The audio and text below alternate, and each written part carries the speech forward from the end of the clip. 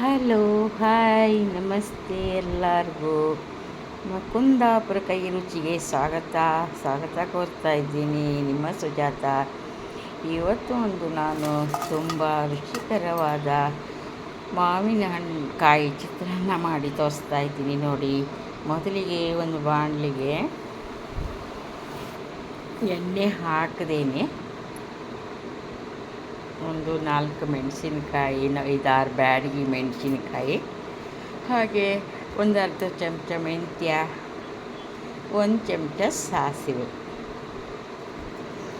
ಮೂರನ್ನ ಚೆನ್ನಾಗಿ ಸಣ್ಣ ಉರಿಯಲ್ಲಿ ಎಣ್ಣೆ ಹಾಕದೇನೆ ಫ್ರೈ ಮಾಡಿ ಇಟ್ಕೋಬೇಕು.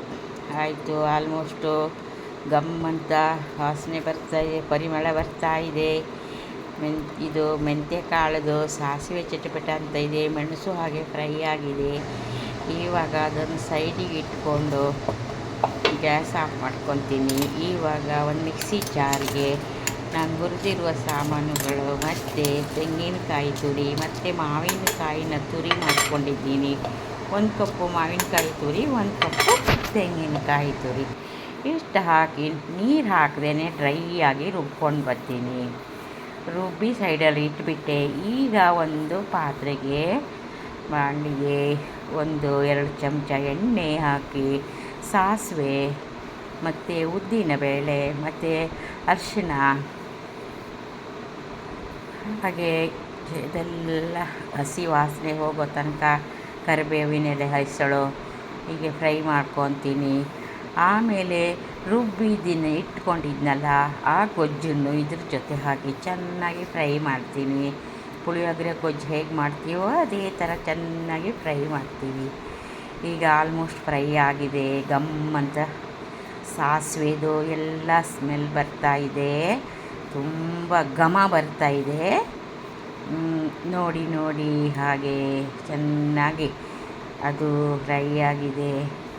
ಸಣ್ಣ ಉರಿಯಲ್ಲೇ ಮಾಡಬೇಕು, ಇಲ್ಲಾಂದರೆ ಸಿದ್ದೋಗುತ್ತೆ. ನಾನು 1 ಲೋಟ ಅಕ್ಕಿಗೆ 2 ಲೋಟ ನೀರು ಹಾಕಿ ಅನ್ನ ಮಾಡಿ ಇಟ್ಕೊಂಡಿದ್ದೀನಿ. ಅನ್ನ ಮಾಡುವಾಗಲೇ ಒಂದು ಸ್ವಲ್ಪ ಉಪ್ಪು ಹಾಕಿದ್ದೀನಿ.